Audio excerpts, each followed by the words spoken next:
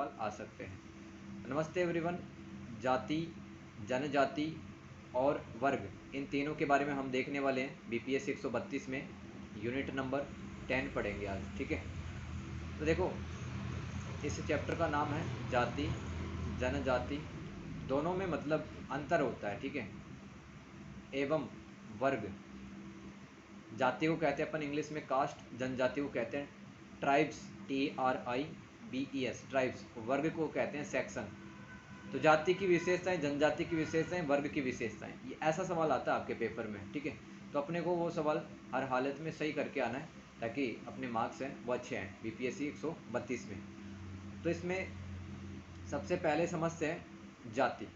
जाति मतलब कास्ट। तो देखो, भारत के प्रत्येक धर्म में और प्रत्येक समाज में जातियाँ पाई जाती है, चाहे वो हिंदू धर्म की बात करें आप, ठीक है, चाहे वो मुस्लिम धर्म की बात करें या फिर सिख धर्म की बात करें। जितने भी धर्म उनमें जातियाँ पाई जाती हैं, ठीक है। तो भारतीय समाज प्रमुख स्वरूप से जाति प्रधान समाज है। यहाँ पर सामाजिक स्त्रीकरण का प्रमुख आधार जाति प्रथा रही है। देखो, प्राचीन समय में वर्ण व्यवस्था पाई जाती थी, वर्ण व्यवस्था आज भी है। जैसे कि ब्राह्मण, क्षत्रिय, वैश्य, शूद्र, ये भारतीय समाज का 4 वर्ण थे। भारतीय समाज के 4 वर्ण थे, ठीक है। तो समाज वर्ण व्यवस्था के आधार पर ब्राह्मण, क्षत्रिय, वैश्य और शूद्र में बटा हुआ था, ठीक है। इस क्लास की आपको पीडीएफ मिल जाएगी, लिखने की कोई भी जरूरत नहीं है, ठीक है। तुम लोग यहाँ पे समझते जाओ। देखो, मेरी पढ़ाने की एक ही अप्रोच है कि आप लिखने का काम मत किया करो, ठीक है, लेना, या इस वीडियो की रिकॉर्डिंग आप 2 बार सुन लेना तो आपको याद हो जाएगा, ठीक है। जाति शब्द अंग्रेजी का पर्यायवाची शब्द कास्ट है। अब देखो, इंग्लिश में क्या कहते हैं, जाति को कास्ट कहते हैं, ठीक है। और अंग्रेजी का ये जो कास्ट शब्द है, इसका जो उद्भव है ये कहां से आया है? एक पुर्तगाली शब्द था, पुर्तगाली शब्द कास्टा से आया है। जाति को अंग्रेजी भाषा में कास्ट कहते हैं और ये जो कास्ट शब्द है ये पुर्तगाली भाषा के कास्टा से आया है, जिसका मतलब होता है नस्ल, नस्ल, प्रजाति। बिल्कुल आपको रिकॉर्डिंग अवेलेबल होगी। नस्ल, प्रजाति और अथवा प्रजातीय भेद, ठीक है। तो जाति का यह मतलब होता है। तो कास्ट शब्द का सर्वप्रथम प्रयोग 1563 ईस्वी में किया गया था, 1563 ईस्वी में, ठीक है। अब देखो, कुछ भारतीय विद्वानों ने जाति की परिभाषाएं बताई है, तो एक एक करके देखते हैं। अपने आंसर को आप स्टैंडर्ड फॉर्म में लिखने के लिए आपको नंबर अच्छे मिले तो आप भारतीय विद्वानों का नाम लिख सकते हैं, जैसे कि मजूमदार, मजूमदार और मदन के अनुसार, या फिर मजूमदार। इतना याद रखना, मजूमदार के अनुसार जाति एक बंद वर्ग है, जाति एक बंद वर्ग है। देखो, अब कोई व्यक्ति है वो कुम्हार जाति में पैदा हुआ है, कुम्हार जाति में, तो दोस्तों कुम्हार जाति का जो प्रमुख व्यवसाय है वो क्या है? कुम्हार जाति का, कि वो मिट्टी के बर्तन वगैरह बनाते हैं, दिए, घड़े, ये सब कुछ बनाते हैं। तो कुम्हार जाति से दोस्तों वो अन्य जाति में नहीं जा सकता है, ठीक है। वो उसका जो पैसा है, उसका जो बिजनेस है, वो सिर्फ मिट्टी के बर्तन बनाएगा, ठीक है। तो मतलब आज के टाइम तो पढ़ाई लिखाई सब कर लेते हैं, नौकरी लग जाते हैं, लेकिन यहाँ पे बस सामान्य अर्थों में समझने की ये बात है कि जाति एक बंद वर्ग है, यानी कि कोई अगर एक इंसान किसी जाति के अंदर पैदा हो जाता है तो अपनी जाति को वो बदल नहीं सकता है, ठीक है। तो ये हो गए मजूमदार के अनुसार। अब एक आते हैं, एक विद्वान का नाम था कुले, ठीक है। कुले के अनुसार जब एक वर्ग पूर्णतया वंशानुक्रमण, जब एक वर्ग पूरी तरह से वंशानुगत आधारों पर चलता है, उसको क्या कहते हैं? इसको जाति कहते हैं। यानी कि दोस्तों, सुनार का बेटा क्या होगा? सुनार का काम करेगा, ज्वेलरी वगैरह का, ठीक है। कुम्हार का बेटा किसका काम करेगा? कुम्हार का ही काम करेगा, ठीक है। तो कोले के अनुसार यह वंशानुक्रम एक व्यवस्था है। तार की ये जो परिभाषा है वो आपको याद रखनी पड़ती है। एक और विद्वान हुए हैं, आपको किसी भी विद्वान का नाम अगर याद रह जाए तो अच्छी बात है, उसकी परिभाषा लिख देने। केतकर एक विद्वान है, उनके अनुसार जाति 2 विशेषताओं वाला समूह होता है। जाति 2 विशेषताओं वाला सामाजिक समूह होता है। पहली विशेषता है सदस्यता उन्हीं व्यक्तियों तक सीमित रहती है जो सदस्यों से उत्पन्न हुए हैं, एवं इस प्रकार उत्पन्न सभी व्यक्ति उसमें शामिल रहते हैं। जैसे कि दोस्तों, सुनार के घर में अगर कोई पैदा होता है तो वो सुनार का ही काम करेगा, वो गहनों से रिलेटेड ही काम करेगा। तो जैसे कि सुनार का जो बेटा है उसको जन्मजात आधारित सदस्यता मिली हुई है, तो सदस्यता केवल उन्हीं व्यक्तियों तक सीमित रहती है जो सदस्यों से उत्पन्न होते हैं, जो सदस्यों से उत्पन्न होते हैं, सदस्यों से उत्पन्न होते हैं। केतकर के अनुसार जाति दो विशेषताओं वाला सामाजिक समूह। पहली विशेषता है कि सदस्यता उन्हीं को मिलती है जो कि उसी सदस्य के लोगों से हुआ, ठीक है, मतलब जन्म उसी जाति में हुआ है तो उसको सदस्यता जन्मजात मिल जाती है। दूसरी विशेषता बताइए कि सदस्यों पर एक सामाजिक नियम द्वारा जाति के बाहर विवाह करने पर प्रतिबंध होता है। जैसे कि यहाँ पर एग्जाम्पल, कोई भी किसी जाति में पैदा हुआ है, सपोज करो ए जाति में कोई पैदा हुआ है, तो उसको कह दिया जाता है कि अगर तुम्हें शादी करनी है तो ए जाति की ही लड़की से शादी करनी होगी, दूसरे जाति के लड़की से तुम शादी नहीं कर सकते हो। जैसे कि अपन जिसको कहते हैं इंटरकास्ट मैरिज।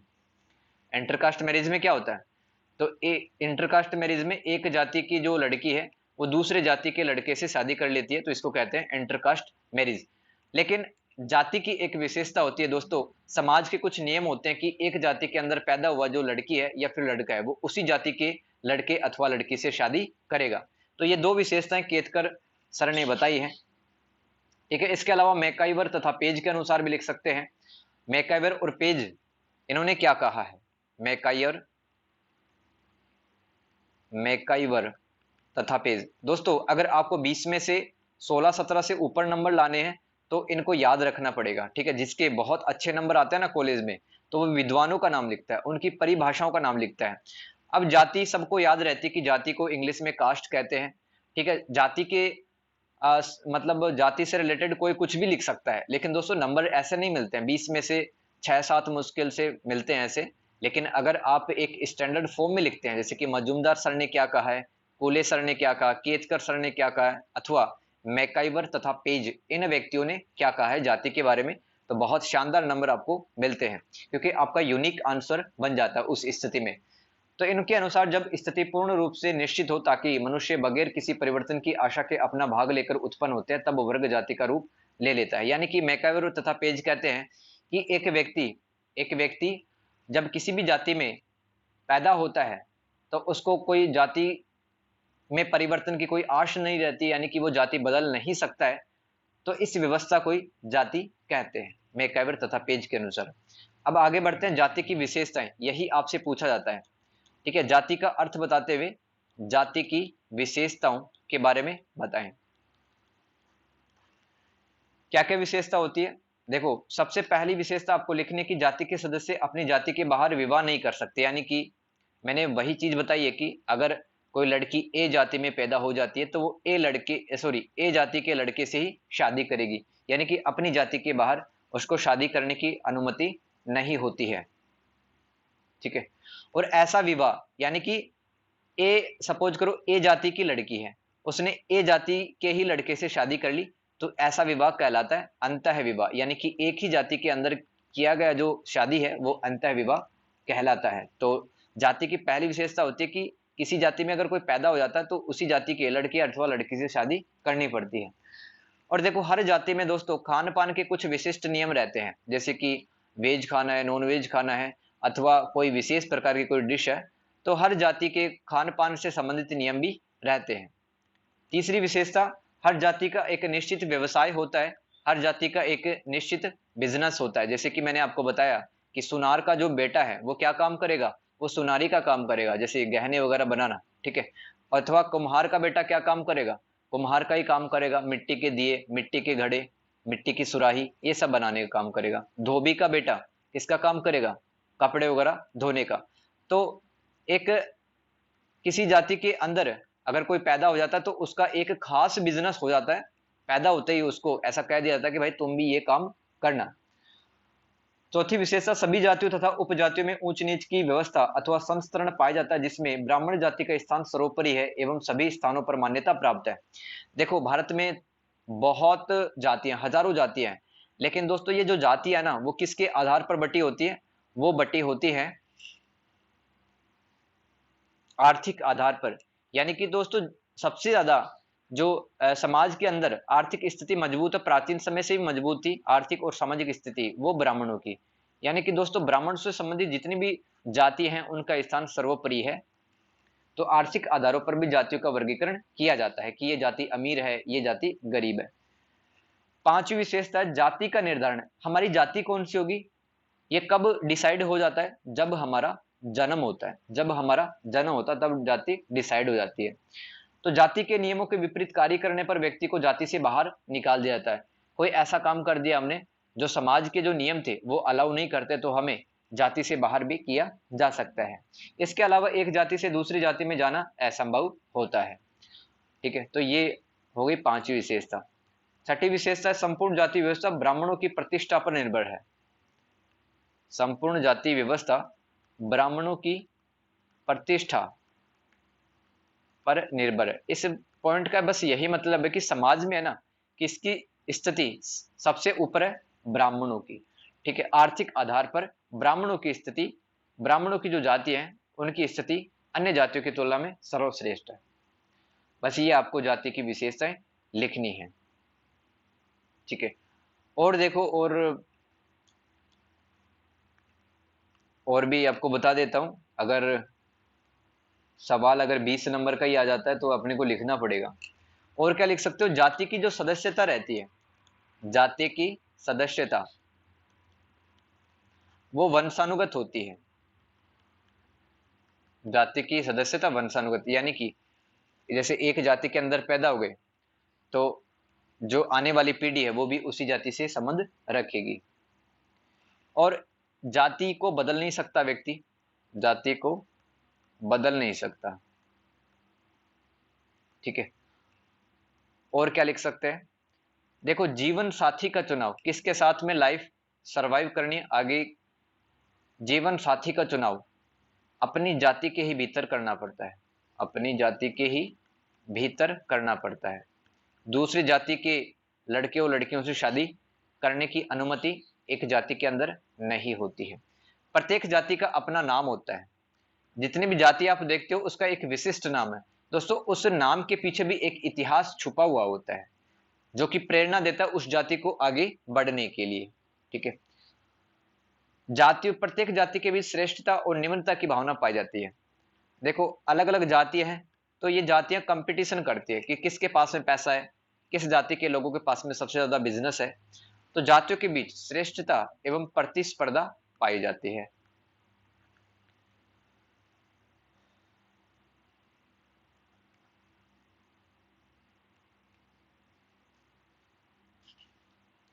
और भी लिख सकते हैं कि जाति प्रथा के कारण या जाति व्यवस्था के कारण भारत का जो समाज है, भारत का समाज कई खंडों में विभक्त हो गया, कई भागों में बट गया है।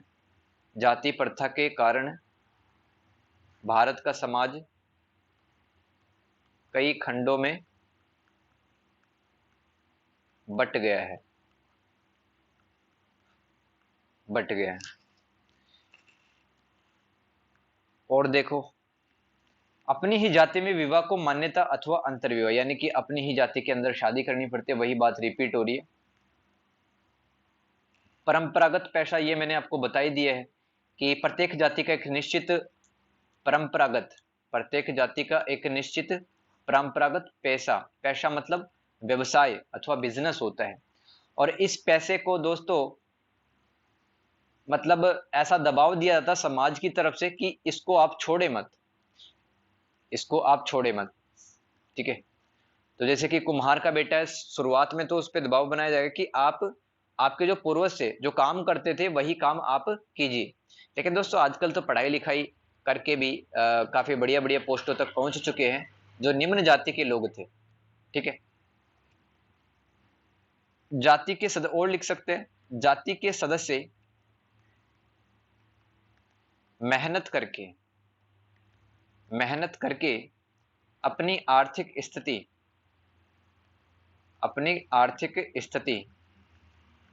अच्छी बना सकते हैं। अब देखो समाज के अंदर ऐसे कुछ लोग जो कि निम्न जाति से आते हैं, दोस्तों मेहनत करते हैं, अपने टैलेंट के दम पर वो कहां पर पहुंच जाते हैं।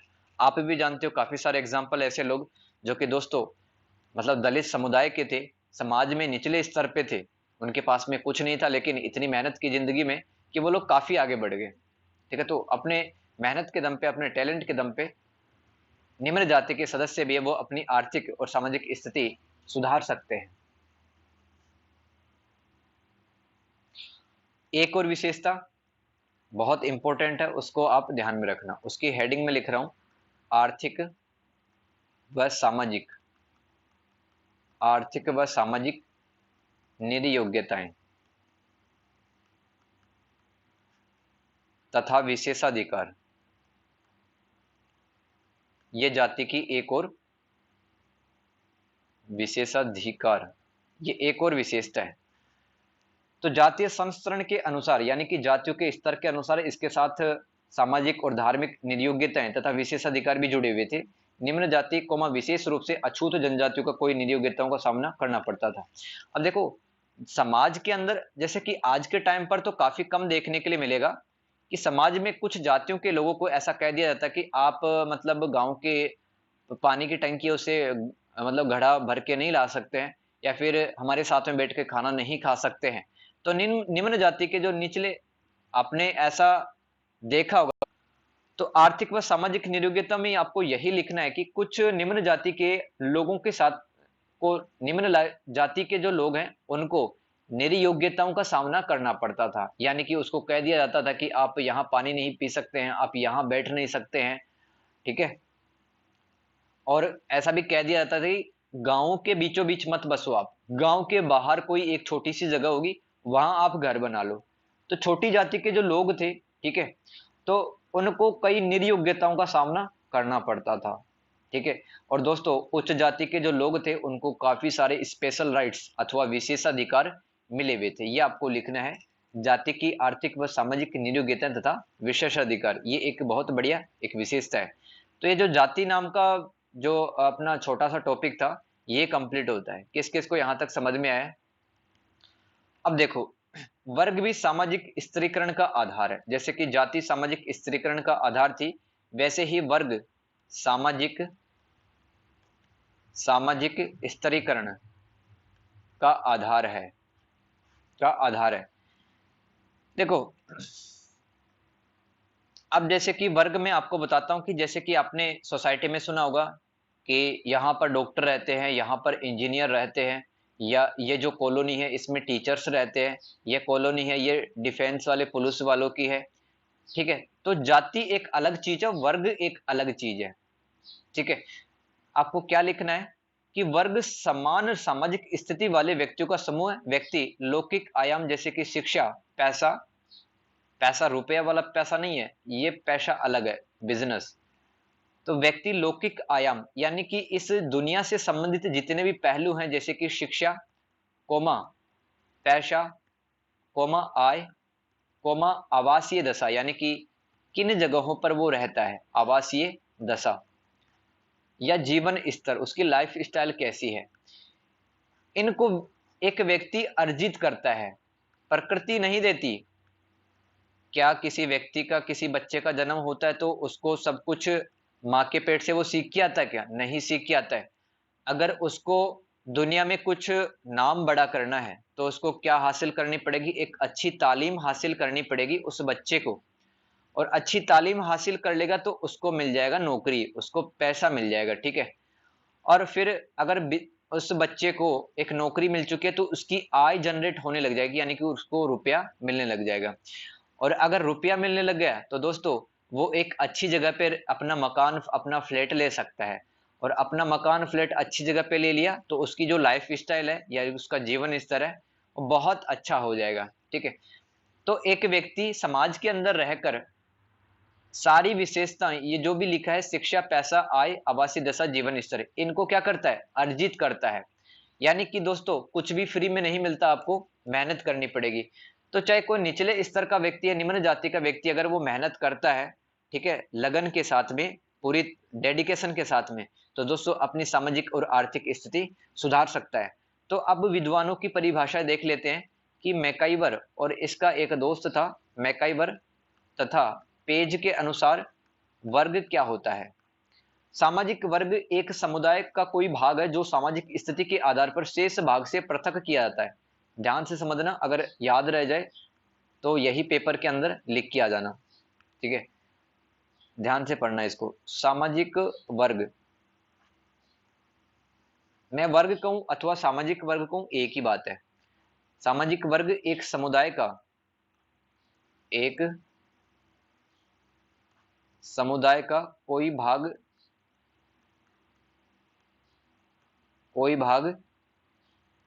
होता है जो सामाजिक स्थिति के आधार पर, दो सामाजिक स्थिति के आधार पर शेष भाग से पृथक किया जा सकता है। पृथक मतलब अलग, सेपरेट, पृथक किया जा सकता है।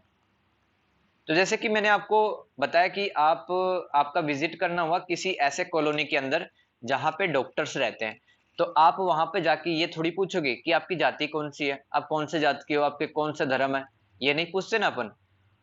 तो समाज के अंदर कुछ लोग हैं, वो अपनी शिक्षा के आधार पर, अपने बिजनेस के आधार पर, अपनी आय के आधार पर, आवासीय दशाओं के आधार पर और अपने जीवन स्तर के आधार पर वो कुछ विशेषताएं अथवा कुछ गुण हासिल करते हैं, उसी को वर्ग कहा जाता है। तो मैकाइवर तथा पेज इन विद्वानों के अनुसार सामाजिक वर्ग अथवा वर्ग एक समुदाय, समुदाय मतलब समाज, वर्ग एक समुदाय का कोई भाग होता है जो सामाजिक स्थिति के आधार पर शेष भाग से अलग किया जा सकता है। कि आप बोलेंगे कि यहाँ पे तो डॉक्टर्स की कॉलोनी है, यहाँ पे टीचर्स रहते हैं, ठीक है, टीचर्स की कॉलोनी है, यहाँ पे पुलिस वाले रहते हैं, यहाँ पे बच्चे लोग रहते हैं जो पढ़ते हैं, कोचिंग करते हैं। समझ गए अब? तो वर्ग की जब हम बात करते हैं तो हम जाति की नहीं बात करते हैं। हम बात नहीं करेंगे कोई टीचर से कि आपकी जाति क्या है, तो बहुत अजीब सा लगेगा। तो वर्ग क्या है? मतलब व्यक्ति अपने मेहनत के दम पर शिक्षा, पैसा, आय, आवासीय दशा, जीवन स्तर को बदल सकता है, सुधार सकता है। अगर कोई व्यक्ति निचली जात में भी पैदा हुआ है तो दोस्तों प्रकृति उसको मौका देती है कि आप मेहनत करो, ठीक है, आप हार्डवर्क करो दिन रात, तो आपकी स्थिति बदल जाएगी और अपन कहीं तक भी पहुंच सकते हैं। सामाजिक वर्ग एक समुदाय का कोई भाग होता है जो सामाजिक स्थिति के आधार पर शेष भाग से पृथक की। वर्ग की विशेषता अथवा लक्षण, उच्चता और निम्नता की भावना।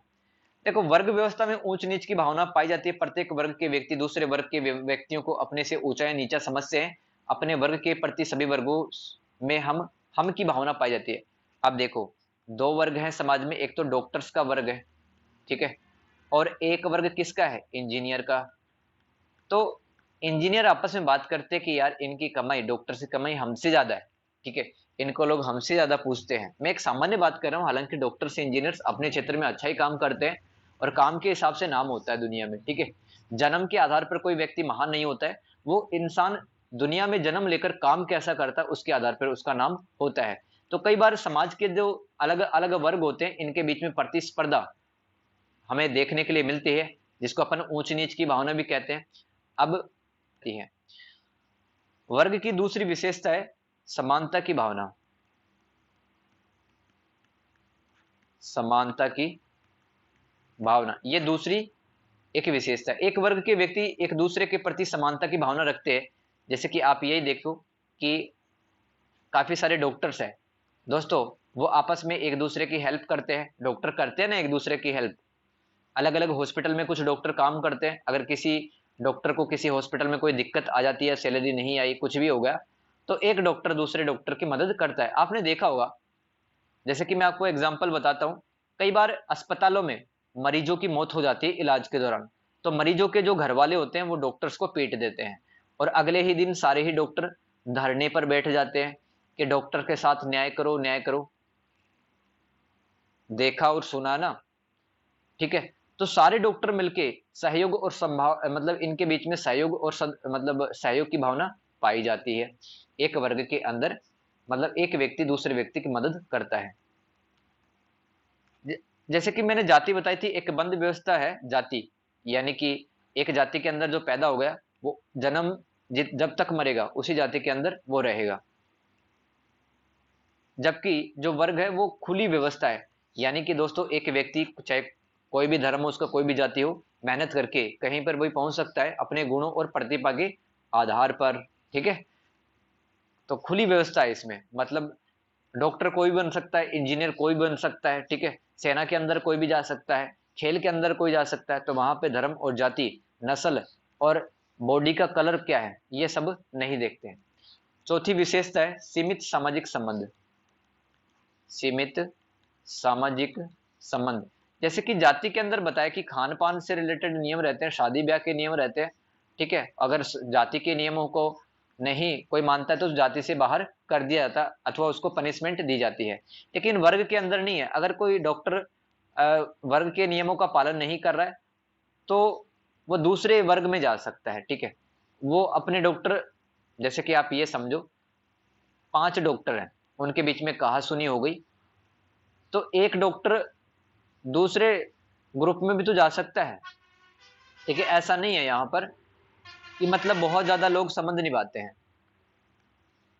जैसे कि जाति के अंदर हम संबंध अच्छे देखते हैं, जैसे कि चाचा मामा ताऊ मौसी भाई बहन, इनके बीच में सामाजिक संबंध बहुत अच्छे पाए जाते हैं। लेकिन जैसे कि हम कंपनी में काम करते हैं, ठीक है, तो कंपनी के अंदर जब काम करेंगे तो कंपनी की दोस्ती कंपनी तक ही सीमित रहेगी अपनी। ठीक है, मतलब जब हम कंपनी में काम करते हैं तो हमारे को वर्कर्स जितने रहते हैं वहां पर ही बात करते हैं, हाय हेलो, बस इतना ही रहता है अपना। तो उसको क्या कहते हैं, सीमित सामाजिक संबंध अपने वर्ग के अंदर रहते हैं। वर्ग की और विशेषता लिखनी हो तो जन्म का महत्व है नहीं, किस जाति में किस धर्म में पैदा हुए इसका कोई मतलब नहीं है यहाँ पर। कम स्थिरता, वर्ग की अन्य विशेषता कम स्थिरता, इसका मतलब क्या है, चूंकि वर्ग व्यक्ति के गुणों पर निर्भर करता है अतः यह अपेक्षाकृत कम स्थिर है कि व्यक्ति गुणों को अर्जित कर अपनी स्थिति में समय समय पर परिवर्तन करता रहता है। एक इंसान जीवन भर कुछ ना कुछ सीखता रहता है। ठीक है, तो जैसे कि आपको एक एग्जांपल और बता दूं, कोई एक औरत है समाज के अंदर, ठीक है, वो पहले अचार बनाने का काम करती थी, तो उसके दोस्त भी कैसे बने हुए थे, वो भी आचार ही बनाते थे। ठीक है, वो और महिलाओं से जुड़ी हुई थी और आचार से संबंधित बिजनेस करती थी। अब आचार में उसको लगा कि आचार वाले धंधे में इतनी कमाई नहीं है, मैं पापड़ बनाऊंगी या फिर सिलाई का काम करूंगी। तो दोस्तों उसने अपनी स्थिति में परिवर्तन कर लिया कि नहीं कर लिया, कर लिया ना। तो इसलिए कहा जाता है कि वर्ग व्यवस्था है वो स्थिर नहीं होती है, वो स्टेबल नहीं रहती है। एक इंसान गुणों में परिवर्तन करके वो अपनी स्थिति को बदल सकता है।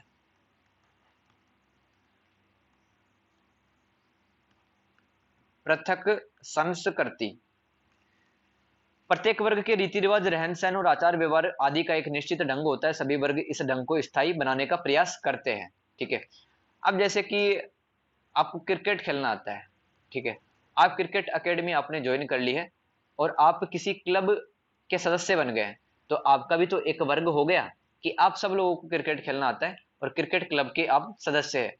तो क्रिकेट के जो दोस्त है आपके वो एक निश्चित रीति रिवाज का पालन करते हैं, यानी कि अगर बात होती है कि संडे को एक बार मिलना है, मीटिंग करनी है, यहाँ पर जाना है, ठीक है, उनके साथ में बात करनी है, रहने खाने का भी एक अलग ढंग होगा। आप क्लब के मेंबर हो, क्रिकेट क्लब के मेंबर हो, तो वहां पर आपके रहन सहन का तरीका और आचार व्यवहार का तरीका भी अलग होगा। अब जाति के अंदर क्या होता है दोस्तों, जाति में तो जैसे कि भाई से अलग तरह की बात करते हैं अपन, बहन मौसी से ताऊ से मामा से, ठीक है, मतलब इनके मतलब व्यवहार का नियम निश्चित नहीं रहता है यहाँ पर जाति में। जबकि वर्ग में एक पृथक संस्कृति होती है, यानी कि हर बात बात के लिए नियम यहाँ पर डिसाइड होते हैं, मतलब ज्यादा अटैच नहीं हो सकते किसी से यहाँ पर। देखो मैं क्या बता रहा हूँ, कम स्थिरता, छठवां पॉइंट समझ लिया, कम स्थिरता। देखो जैसे कि मैंने आपको बताया कि एक महिला है वो पहले अचार बनाने का काम करती थी, ठीक है, अचार बनाने का काम करती थी। अब उसके दोस्त भी कैसे हैं, वो भी अचार बनाने का काम करते हैं। कुछ समय बाद में उस महिला को लगता है कि अचार वाले धंधे में कोई पैसा नहीं है, ठीक है, तो उसने पापड़ बनाने का काम सीख लिया या फिर वो अब सिलाई का काम सीख गई। तो एक व्यक्ति, उस महिला ने अपनी स्थिति में परिवर्तन कर लिया कि नहीं कर लिया। तो इसलिए वर्ग कम स्थिर होता है, ठीक है, कम स्थिर होता है, मतलब एक व्यक्ति अपने गुणों में, अपनी आदतों में बदलाव करके वो दूसरे वर्ग के अंदर भी जा सकता है। पृथक संस्कृति का मतलब क्या, जैसे कि आप क्रिकेट सीखना चाहते हो, आपने क्रिकेट एकेडमी ज्वाइन कर ली और आप बन गए किसी क्रिकेट क्लब के सदस्य, ठीक है, तो आपके जो दोस्त होंगे वहां पे जो क्रिकेट खेलते हैं उनके साथ में आप एक निश्चित तरह की बातें कर सकते हो, ठीक है, एक लिमिटेड वे में ही बात कर सकते हो, आपको बात करने का तरीका अलग होगा और रीति रिवाज अलग होगा। मतलब क्लब के अंदर आप जब जाएंगे, वहां पर मीटिंग्स होगी, तो वहां पर आपका ज्यादा अटैचमेंट नहीं होगा किसी से।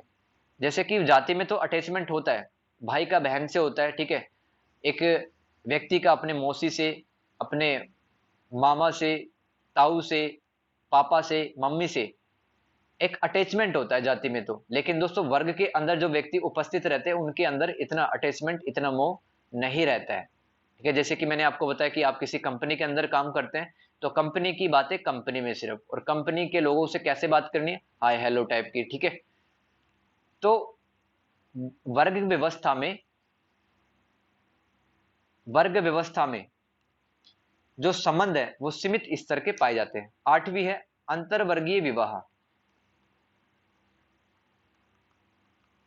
अंतरवर्गीय विवाह, देखो जाति में तो हमने पढ़ा कि एक जाति की जो लड़की है वो दूसरे जाति के लड़के से शादी नहीं कर सकती है, समाज के ऐसे कुछ नियम होते हैं।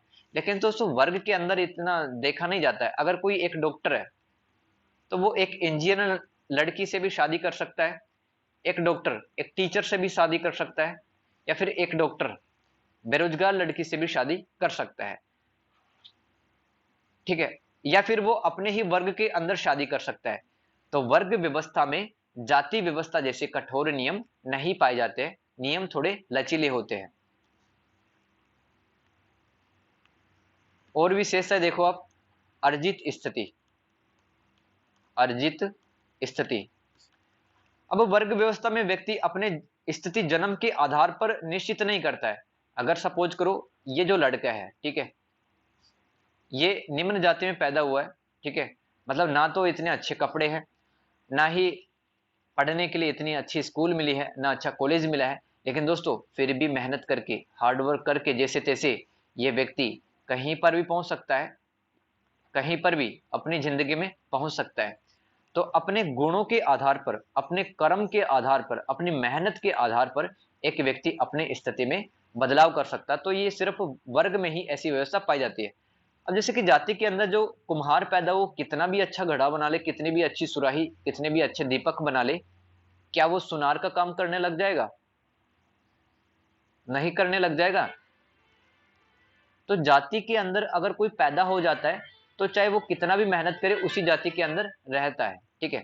लेकिन वर्ग के अंदर ऐसा नहीं है। वर्ग में तो जितना कोई काम करता है वो वैसी स्थिति में पहुंच जाता है, उसी के हिसाब से उसको जो लाइफ है वो देती है, चाहे वो अच्छा घर हो, चाहे वो अच्छा जीवन साथी हो, या फिर अच्छा पैसा हो। तो मेहनत के दम पर सब कुछ पाया जा सकता है। तो यही वर्ग में लिखना है।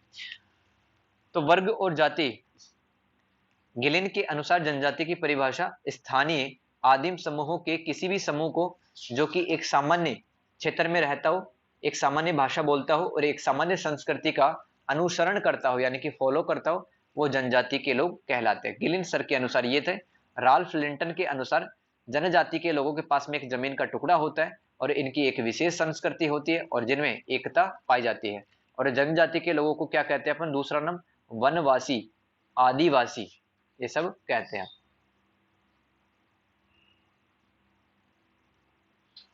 अब देखो जनजाति लोगों की विशेषताएं अपन देख लेते हैं। जनजाति की क्या विशेषताएं होती है, ये सवाल पूछा गया है। जनजाति की विशेषताएं, पहली बात यह है कि हर जाति का, हर जनजाति का एक नाम होता है। जैसे कि आपने भील जनजाति का नाम सुना होगा, ठीक है, भील जनजाति। अभी तो एक तो भील का नाम याद आ रहा मुझे, एक गार्सिया एक जनजाति होती है, ठीक है, और एक मुंडा जनजाति होती है। बहुत सारी जनजाति है जैसे कि जो छत्तीसगढ़, झारखंड, आसाम यहाँ पे रहते हैं। तो प्रत्येक जनजाति का एक विशिष्ट नाम होता है, उनका एक यूनिक नाम होता है। दूसरी विशेषता यह है जनजाति की कि इनके पास में एक भूभाग होता है रहने के लिए, निश्चित भूभाग पर ही रहते हैं। ठीक है। तीसरा है सामान्य भाषा। इनकी जो भाषा है वो अलग होती है। एक जनजाति की भाषा दूसरी जनजाति के लोगों से अलग होती है, लैंग्वेज। और संस्कृति, अलग अलग संस्कृति पाई जाती है अलग अलग जनजातियों के बीच में। और शिक्षा का अभाव। अब दोस्तों कहाँ रहते हैं वो? जंगल के अंदर रहते हैं जनजाति के लोग, या पहाड़ों के पास में, या फिर पठारों के पास में। अब वो स्कूल्स तो जाते नहीं, तो उनके बीच शिक्षा का अभाव पाया जाता है, यानी कि वो लोग इलिटरेट होते हैं। ना सिटी जाते हैं, ना सिटी के लोगों से बात करते हैं, ना उनके पास में मोबाइल फोन है, कुछ भी नहीं है। तो शिक्षा का अभाव उनमें देखने के लिए मिलता है।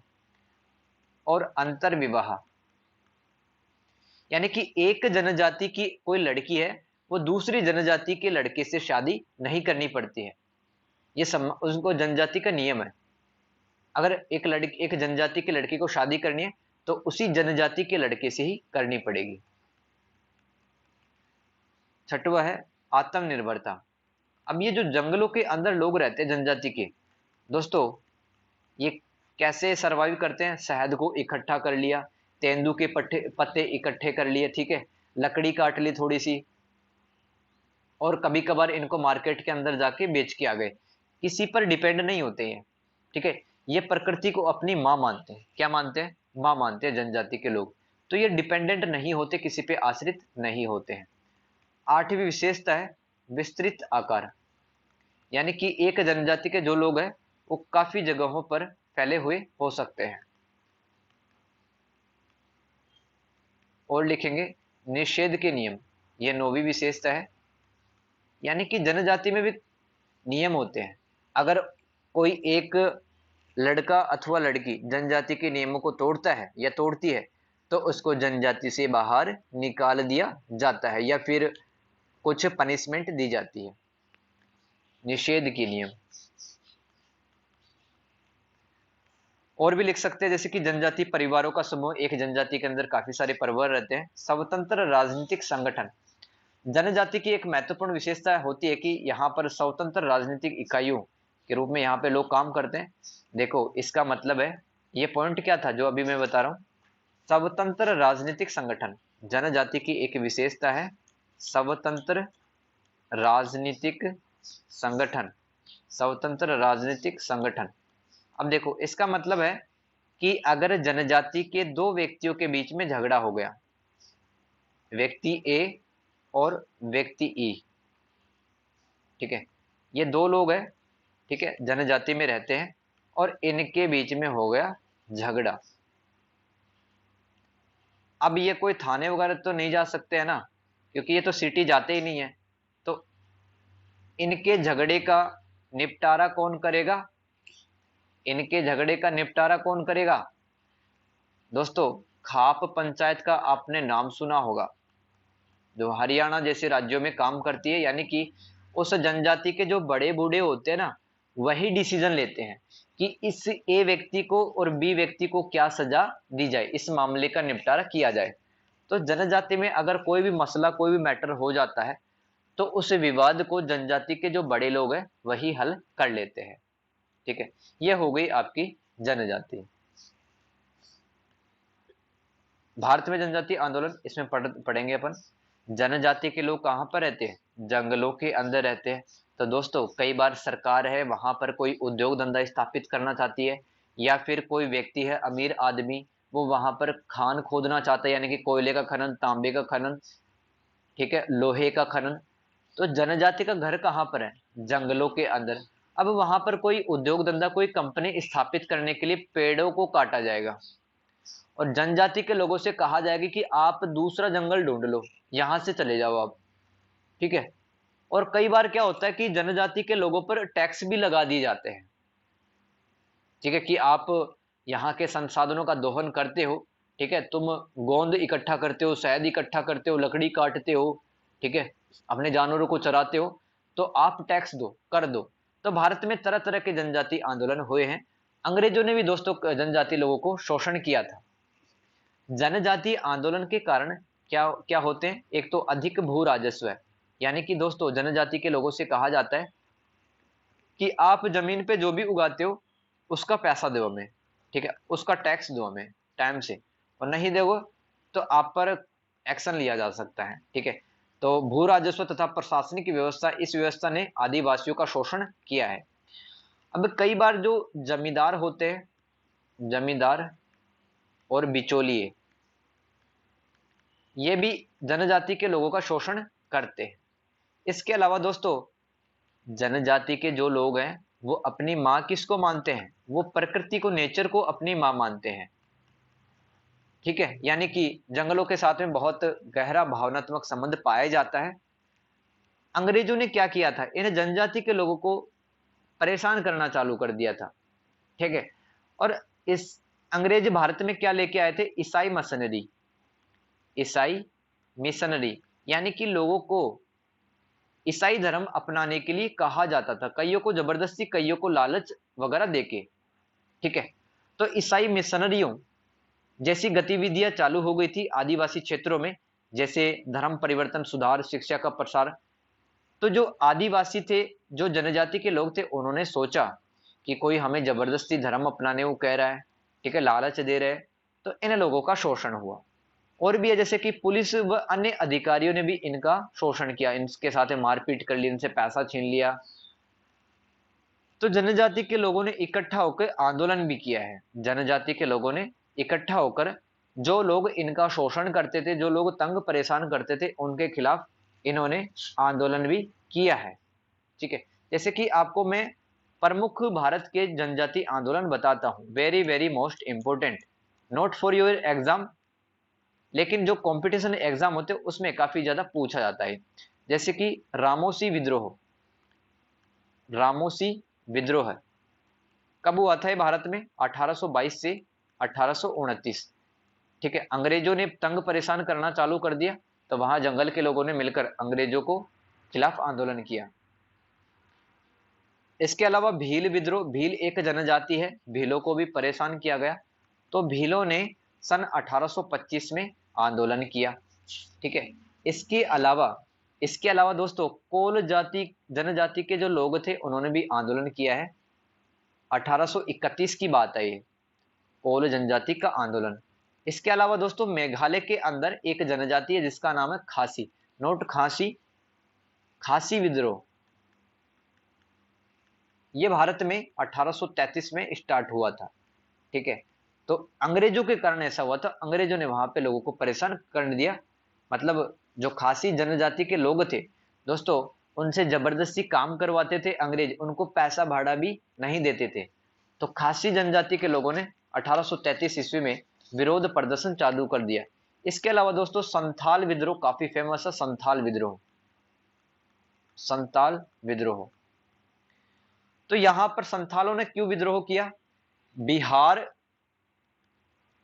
बिहार में एक राजमहल क्षेत्र है, राजमहल नाम की एक जगह है बिहार में, वहां पर दोस्तों पुलिस ने काफी सारा दमन किया, संथालों को मारपीट की संथालों से।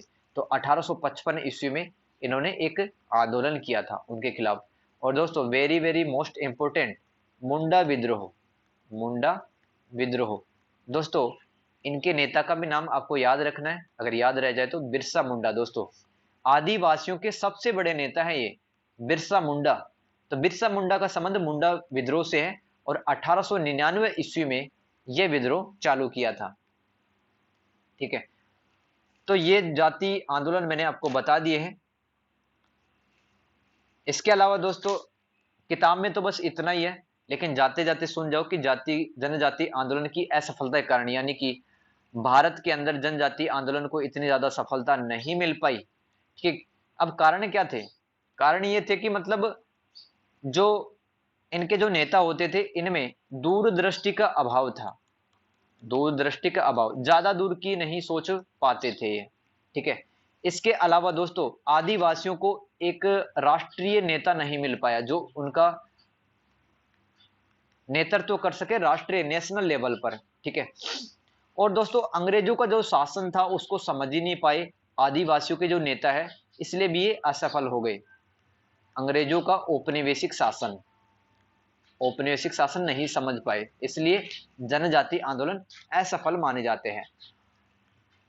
और कारण भी है, जैसे कि विद्रोहों का स्थानीय स्वरूप, यानी कि जैसे कि कोई भी विद्रोह उठा के देख लो आप, कोल विद्रोह उठा के देख लो, ठीक है, रामोसी विद्रोह उठा के देख लो, तो ये सिर्फ अपने इलाके तक सीमित थे, ठीक है, पूरे भारत के अंदर नहीं फैल पाए, इसलिए इनकी प्रसिद्धि कम हुई, ये फेल हो गए सारे आंदोलन लगभग।